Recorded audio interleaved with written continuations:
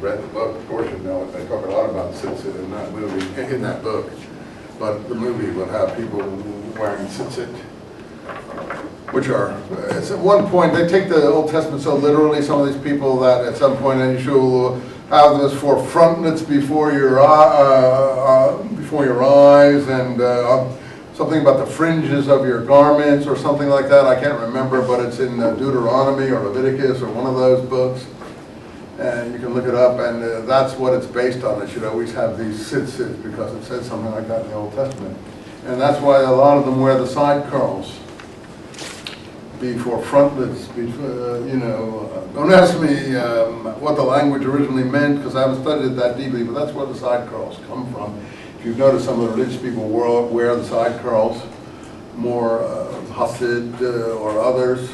And I know I lived among Arabs when I was in the Middle East mostly. I find them more, so I did Islamic studies, and I know pretty much. My first book was Islamic Law in Palestine and Israel. It was published by E.J. Brill in Leiden in 1976, I think, maybe 78, I don't recall. It's a pretty good book. I'm amazed that I could write such a thing. In any event, that was what, I did a lot of my early work in Islamic law and stuff like that.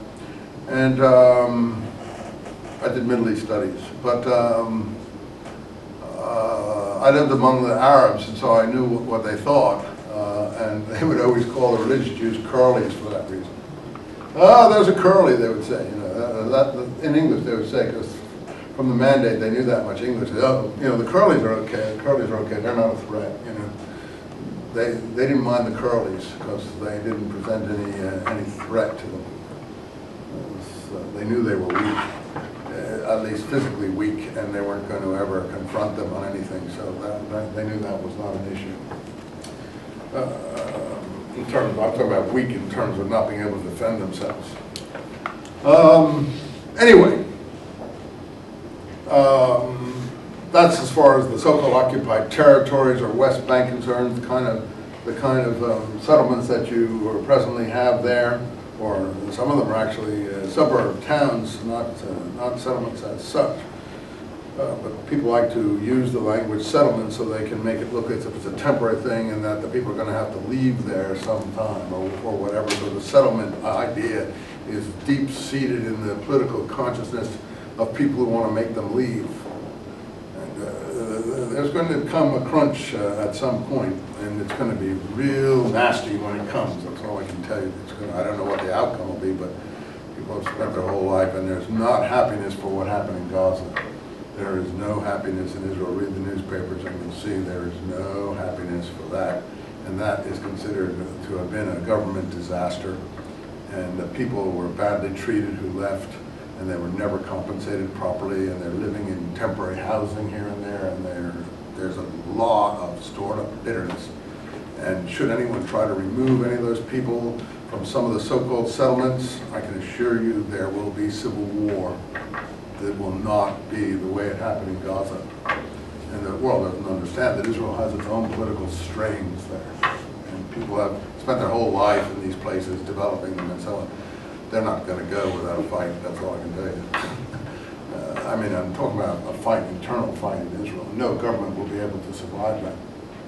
Once they start firing on each other, no government will be able to survive that. So whatever the world is pressing them to do, it's not going to happen so easily. It's not going to be done so easily because the problem is the government will fall. And so whoever makes commitments like that and tries to carry them out, they've all taken the lesson from Gaza, what happened in the last year or two in Gaza, and nobody is going to go peacefully in any of these places. At least that's what it sounds like when you're reading between the lines of what you're seeing.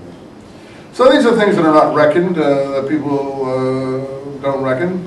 But in any case, the kibbutz was the backbone of the army in the early days, because those were the people who went in the late 1800s, mostly in early 1900s, 1905.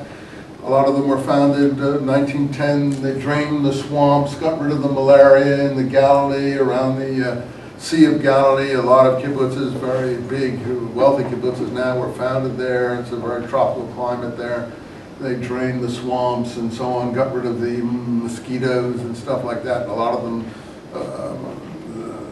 paid the price in malaria and stuff for having done that as pioneers. And so their children were brought up very physically, not a lot of intellectual background. They were, socialism was pumped into them basically, but nothing else. And so they were very secular minded, very socialist minded, but no religiosity. And they're the people that made up the backbone of the army. If you remember Yitzhak Rabin, he's a perfect example of that kind of person. Actually, his family came from America originally. But he was, you know, if you ever saw the movie Exodus, any of you see the movie Exodus? Well, the character, the hero of Exodus, that character is based on Yitzhak Rabin as a younger officer in the army. That's who Leon Uris was the writer who covered World War II, I think, wrote some movies, novels about World War II, and then got into the birth of the state of Israel. So and Yitzhak Rabin did look like anybody in the world. He didn't look particularly Jewish as such, if you can think of a Jewish stereotype. So that's who he was supposed to be, and of course the other one, his uncle, his rabid extremist uncle in that movie, if you've seen the movie, is supposed to be Menachem Begin, the leader of the Irgun or the underground or things like that, which is a so-called terrorist organization or whatever. But you see, Begin wasn't really much of a terrorist, because the minute Jimmy Carter kissed him on the cheek and asked him to do this, that, and the other thing, he couldn't wait to do it, and ended up getting a Nobel Peace Prize with Carter and Sadat and so on. So a lot of people, well, that was not really a terrorist person, Begin. He was just play acting like a Mussolini person might do. He wasn't a serious person. Netanyahu's a serious kind of person like that, because Netanyahu's father was Jabotinsky's personal secretary. You have to know these things to know where people are coming from. They don't like Netanyahu. His father, when Jabotinsky died in 1940 or so, he was thrown out of Palestine by the British because he was too extreme. Netanyahu's father came to America, started teaching here, and I ultimately encountered him up at Cornell University, which is where Netanyahu was brought up, places like that, because his father was a professor, and his work, he's still alive, the father, and his work is on the, I forget what the title of it has to do with the Inquisition in Spain. He works on the Inquisition in Spain. That's his field of his research, the father.